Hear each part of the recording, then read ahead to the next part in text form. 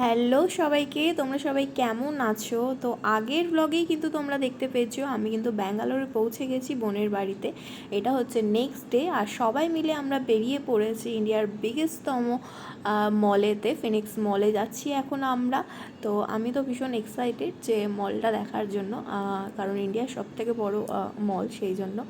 আর আমরা প্রায় পৌঁছে যাব, কারণ ওদের বাড়ি থেকে কিন্তু একদমই বেশি দূর না।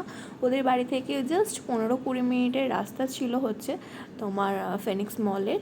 তো সেইখানেই আমরা পৌঁছাচ্ছি।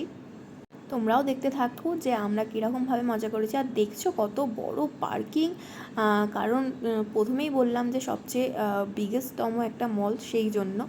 আর এইখানে কিন্তু একটা জিনিস তোমরা কি লক্ষ্য করছো, আমরা কিন্তু সবাই ব্ল্যাক পরে এসেছি। এটা কিন্তু আমাদের আজকে ড্রেস কোড ছিল, কারণ সবার কাছেই ব্ল্যাক ছিল, তো তার জন্য সবাই বললাম চলো যে ব্ল্যাক পরা যায়। বাট এখানে একটা জিনিস বলবো, প্রচণ্ড জিনিসের দাম। নর্মালি মানে যেটা মলের থেকে দাম হয়, যেহেতু বিগেস্টতম মল সেহেতু বুঝতেই পারছো এখানে আরও দাম বেশি আর কি।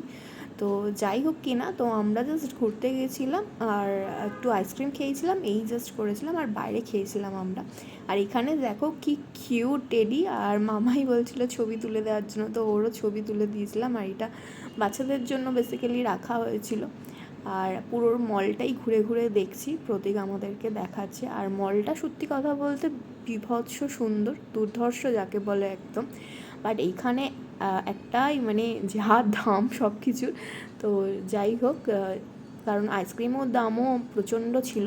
যাই হোক কি না, তো সবটাই মিলিয়ে মিশিয়ে চলবে আর কি। যদিও আইসক্রিমটা খেয়েছি, আর এখানে বাইরে আমরা সব কিছু স্ন্যাক্স খেয়েছিলাম।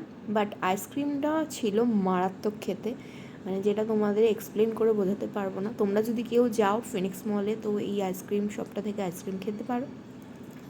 আর এখানে এত সুন্দর পিয়ানো বাজাচ্ছিল যে না দাঁড়িয়ে থেকে পারলামই না।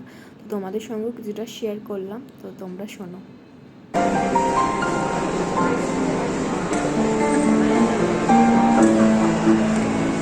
বলতেছিলাম